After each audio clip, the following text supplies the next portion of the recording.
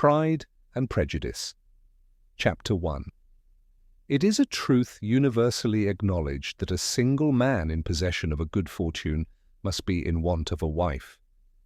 However little known the feelings or views of such a man may be on his first entering a neighbourhood, this truth is so well fixed in the minds of the surrounding families that he is considered the rightful property of some one or other of their daughters. "My dear Mr. Bennet," said his lady to him one day, "have you heard that Netherfield Park is let at last?" Mr. Bennet replied that he had not. "But it is," returned she, "for Mrs. Long has just been here, and she told me all about it." Mr. Bennet made no answer. "Do you not want to know who has taken it?" cried his wife impatiently.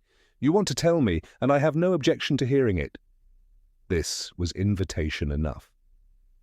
"Why, my dear, you must know Mrs. Long says that Netherfield is taken by a young man of large fortune from the north of England, that he came down on Monday in a chaise and four to see the place, and was so much delighted with it that he agreed with Mr. Morris immediately, that he is to take possession before Michaelmas, and some of his servants are to be in the house by the end of next week. What is his name?" "Bingley." "Is he married or single?" "Oh, single, my dear, to be sure. A single man of large fortune, 4,000 or 5,000 a year. What a fine thing for our girls! How so? How can it affect them?" "My dear Mr. Bennet," replied his wife, "how can you be so tiresome? You must know that I am thinking of his marrying one of them." "Is that his design in settling here?" "Design? Nonsense, how can you talk so? But it is very likely that he may fall in love with one of them, and therefore you must visit him as soon as he comes." "I see no occasion for that. You and the girls may go, or you may send them by themselves, which perhaps will be still better, for as you are as handsome as any of them, Mr. Bingley might like you the best of the party." "My dear, you flatter me.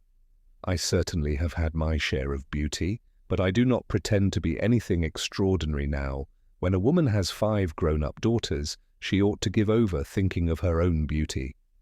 In such cases, a woman has not often much beauty to think of. But, my dear, you must indeed go and see Mr. Bingley when he comes into the neighbourhood. It is more than I engage for, I assure you. But consider your daughters. Only think what an establishment it would be for one of them. Sir William and Lady Lucas are determined to go merely on that account, for in general, you know, they visit no newcomers. Indeed, you must go, for it will be impossible for us to visit him if you do not." "You are over-scrupulous, surely." "I dare say Mr. Bingley will be very glad to see you, and I will send a few lines by you to assure him of my hearty consent to his marrying whichever he chooses of the girls, though I must throw in a good word for my little Lizzie." "I desire you will do no such thing. Lizzie is not a bit better than the others, and I am sure she is not half so handsome as Jane, nor half so good-humoured as Lydia, but you are always giving her the preference." "They have none of them much to recommend them," replied he. "They are all silly and ignorant like other girls, but Lizzie has something more of quickness than her sisters. Mr. Bennet, how can you abuse your own children in such a way? You take delight in vexing me. You have no compassion on my poor nerves." "You mistake me, my dear. I have a high respect for your nerves. They are my old friends. I have heard you mention them with consideration these last 20 years at least. Ah, you do not know what I suffer. But I hope you will get over it, and live to see many young men of 4,000 a year come into the neighbourhood. It will be no use to us if 20 such should come, since you will not visit them. Depend upon it, my dear, that when there are 20, I will visit them all." Mr. Bennet was so odd a mixture of quick parts, sarcastic humour, reserve, and caprice, that the experience of 23 years had been insufficient to make his wife understand his character. Her mind was less difficult to develop. She was a woman of mean understanding, little information, and uncertain temper. When she was discontented, she fancied herself nervous.